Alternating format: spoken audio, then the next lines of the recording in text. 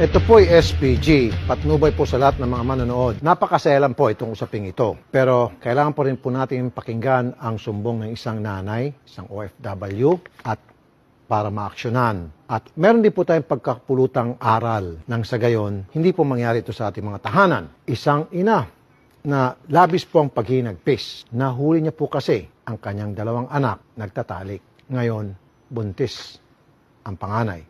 Lahat po ng mga involved dito ay bibigyan po natin ng alias, hindi po natin pangangalanan, at hindi po natin pakikita yung mukha nila. Kahit isa sa kanila, hindi niyo po makikilala. Alias Mary, magandang umaga po, madam. Magandang po, Rafi. Kayo po'y OFW.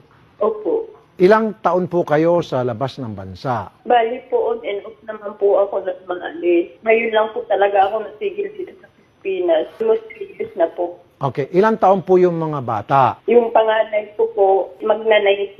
Okay. Tapos po yung lalaki ko pong anak, mag-i-18 po. Now, Nay, pasensya na ha. Masakit man to para sa inyo, pero gusto ko lang malaman kung paano niyo po nahuli. Hindi ko po rin sabi kung bakit nung araw na yun nagising ako ng madaling araw. Nakita ko sila.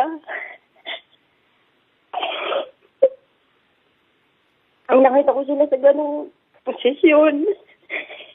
Halos parang pinatay ako. Ang sakit na nararamdaman ko araw-araw. Sobrang wala na po akong maisip na matino. Kinausap niyo ho ba sila pagkatapos noon? Opo, ang una ko kinausap yung anak ko lalaki, tinawag ko sa labas. Okay. Ano pong paliwanag nung anak mong lalaki? Yun nga po, hihingi siya ng story sa akin. Sabi ko nga po sa kanya, halip na siya yung puprotekta sa kapatid niya, mamari. Yun po yung ginawa nila. Kinausap niyo rin ho ba yung panganay? Lagi ko naman kinakausap. Lagi ko silang tinatanong kung bakit sila ginawa sa akin yan. Wala naman akong alam na, opo, may pagkukulang ako sa kanila kasi hindi sila sa akin lumaki. Yun lang po.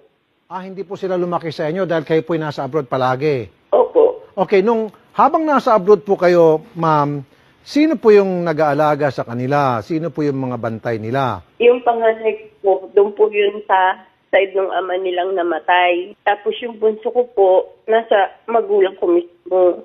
So magkahiwalay sila, hindi sila nagsasama? Magkahiwalay sila.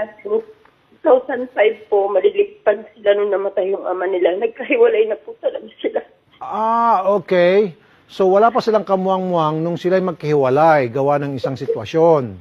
Opo. Kailan sila muling nagkita? Ito lang pong December 2019. Malalaki na sila. Opo. Okay, so from birth and then 18 and 19 years later, doon pa